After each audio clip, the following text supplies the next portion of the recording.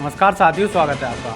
ठीक है, आज हम बात करेंगे कि जो आपका आरआरबी पीआरटी का रिजल्ट आया 2025 का, तो सभी जोनों का रिजल्ट आ चुका है और इसमें मेरिट काफ़ी हाई गई है। उसी के बारे में बात करेंगे कि इसकी मेरिट इतनी हाई क्यों गई है। ठीक है, सबसे बड़ी वजह यह है कि बीएड वालों को पहले जब फॉर्म आए थे, इसका नोटिफिकेशन आया था, तो उसमें बीएड मान्य थी कि बीएड वाले भी पीआरटी में डाल सकते हैं। जैसे योग्यता होती है, तो योग्यता में डीएलएड थी 2 साल की, साथ ही साथ बीएड वाले भी उसमें लिखा था कि डीएलएड हो या बीएड हो। तो इनमें इतनी बुद्धि नहीं है आरआरबी भर्ती बोर्ड वालों में कि जो है पीआरटी में बीएड वाले नहीं डाल सकते। सुप्रीम कोर्ट का आदेश है। ठीक है, उसके बावजूद उन्होंने नोटिफिकेशन आदमी कब डालता है, इतना बड़ा भर्ती बोर्ड है, नोटिफिकेशन वो जब डालता है कि सारे जितने भी कानून हैं उसको पता होना चाहिए कि कौन इसकी योग्यता क्या है। बीएड वाले पीआरटी से बाहर कर दिए गए हैं सुप्रीम कोर्ट के आदेश के अनुसार पूरे देश में, लेकिन उसने क्या किया, नोटिफिकेशन में बीएड भी डाल दी कि बीएड वाले भी डाल सकते हैं पीआरटी में। फिर बाद में जब नोटिफिकेशन आ गया कुछ दिन बाद उसने मना कर दिया कि बीएड वाले नहीं डाल सकते। लेकिन काफ़ी बीएड वालों ने फॉर्म भर दिया था, वो खुश हो गए कि भाई पीआरटी में हमें मौका मिल गया, तो उन्होंने डाल दिया। और बाद में सबसे बड़े, एक तो नोटिफिकेशन जारी करने में गलती कर दी, बाद में मना कर दिया कि बीएड वाले ना डालें। फिर बीएड वालों ने फॉर्म भर दिया। उसके बाद ये इनकी मूर्खता यहीं ख़त्म नहीं होती। जब उन्होंने फॉर्म भरा था सभी बीएड वालों ने, उस पर योग्यता में लिख दिया कि पीआरटी के लिए डालने, और योग्यता क्या है उनकी बीएड, साफ साफ फॉर्म में लिखा होता है। वैसे तो ये फॉर्म को रिजेक्ट हाल कर देते हैं यदि कोई भी गलती हो, लेकिन जब योग्यता में पीआरटी के लिए कोई भर रहा है पद के लिए और योग्यता में बीएड डाल रहा है, तो उसका फॉर्म रिजेक्ट नहीं किया उन्होंने, उसका एडमिट कार्ड भी आ गया और उसने एग्जाम भी दे दिया। और सबसे बड़ी बात, मूर्खता की हद ही हो गई कि उसका रिजल्ट भी जारी कर दिया, मेरिट भी आ गई। अब यदि किसी बीएड वाले के 82 नंबर हैं, किसी के 81 नंबर हैं, किसी के 80 नंबर हैं, तो यहाँ से मतलब मेरिट चालू हो रही है। और इसी में डीएलएड वाले भी हैं, किसी के डीएलएड वाले के 78 हैं, तो मेरिट कहाँ पे ख़त्म हो रही है, 78 पे, किसी की 81 पे ख़त्म हो रही है। क्यों? क्योंकि इसमें बीएड वाले भी जुड़ गए, जबकि बीएड वालों का पहले नंबर तो एडमिट कार्ड ही नहीं आना चाहिए था यदि उन्होंने पीआरटी की पोस्ट के लिए भरा है। यदि टीजीटी पोस्ट के लिए भरा है और साथ में योग्यता बीएड डाली है, केवल उन्हीं का एडमिट कार्ड जारी होना चाहिए था।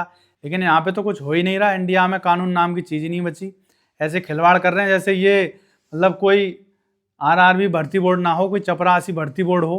ठीक है, चपरासियों का मतलब पेपर हो रहा है। तो इस तरह इनकी गलती है, जैसे यहाँ पे अनपढ़ लोग बैठे हैं, अनपढ़ लोग ही फॉर्म की जांच कर रहे हैं, और अनपढ़ क्या जांच करेगा।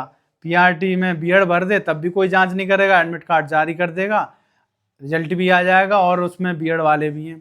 फिर सुप्रीम कोर्ट का आदेश जो था बीएड को बाहर करने का, उसका क्या फ़ायदा। फिर तो हर कोई कहीं भी यूपी में निकले, चाहे राजस्थान में निकले, कहीं भी पीआरटी की जगह निकलें, बीएड वाले फॉर्म भर देंगे और उनका रिजल्ट आ जाएगा। फिर तो सुप्रीम कोर्ट के आदेश की कोई वैल्यू ही नहीं है। फिर तो पीआरटी वाले भी टीजीटी में डाल देते, ठीक है, और टीजीटी का एग्जाम दे देते।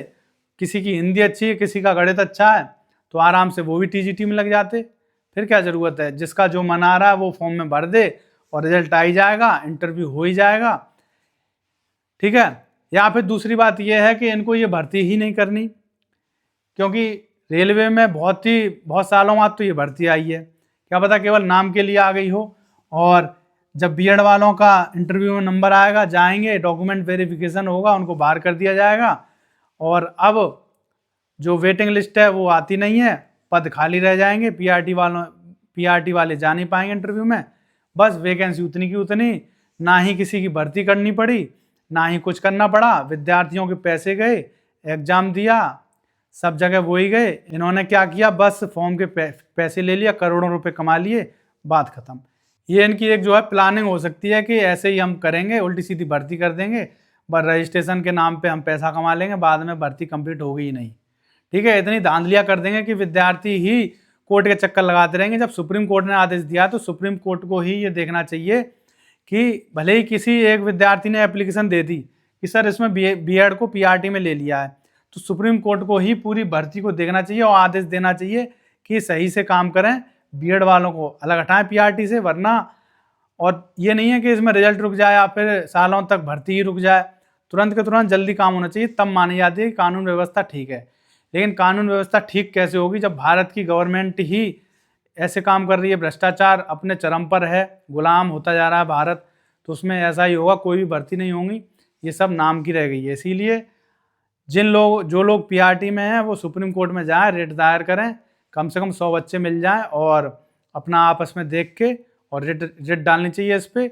एक भी बीएड वाला पीआरटी में नहीं जाना चाहिए। यहाँ पे सुप्रीम कोर्ट का ये आदेश सुप्रीम कोर्ट को वापस लेना चाहिए कि बीएड पीआरटी में नहीं है, ठीक है, तब ठीक होगा, तो वो डाल सकते हैं। यदि इसमें बीएड पीआरटी में जाएगी तो आगे चल के हर भर्ती में लोग रिट डाल देंगे कि जब उसमें जा सकती है बीएड तो इसमें भी हमें चाहिए, ठीक है, फिर तो सब बातें खत्म। इस देश में हर चीज़ बिक चुकी है, ठीक है। तो मिलते हैं अगली वीडियो में, तब तक के लिए थैंक यू।